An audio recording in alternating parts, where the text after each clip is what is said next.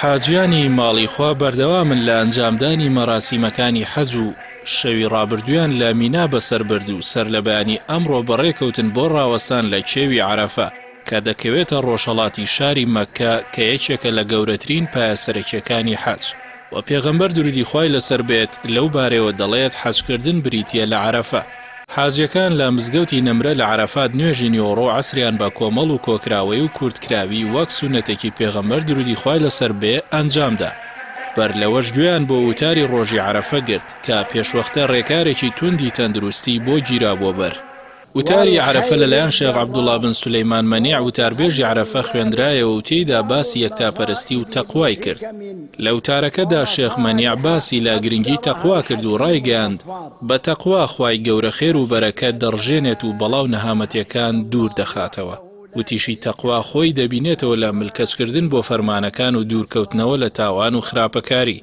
وتارخوێنی عەرەفە ئەوەی ڕوون کردەوە کە یەکێک لە تایبەتمەندیەکانی تەقوا بریتیە لە یەکتاپەرستی و پێویستە مرۆڤ هەموو پەرستش و پاڕانەوە قوربانیی بۆ خوای گەورە بێ چونکە ئەوانەی هاوبەش بۆ خوا قەرار دەدەن مایەپووز دەبن.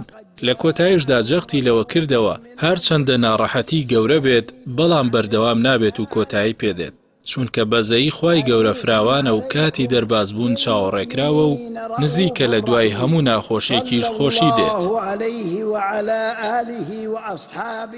لە پاشان حاجیەکانی ماڵی خوا یادی خوایان کرد و بە گەرمی پاڕانەوە بۆ لابردنی ئەو بەڵای ڕویان لە جیهان بەگشتی کردووە و ڕاز و نیازی خۆیان دەربڕی. لە دوای خۆرئاوابوونیش بەرەو مزدەلیفە بەڕێکەوتن. بڕیارە سبەینێ حاجیان لە مزدەلیفە دوای نوێژی بەیانی لە مەشعەرولحەرام دووبارە لە خوای گەورە بپاڕێنەوە.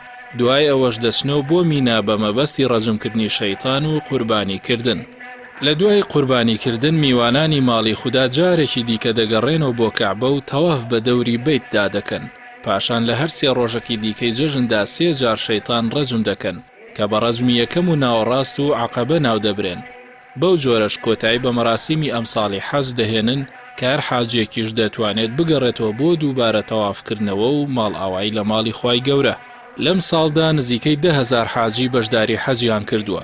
هاوکات ڕێو ڕەسمەکان لەژێر ڕێکارێکی توندا بەڕێوە دەچن.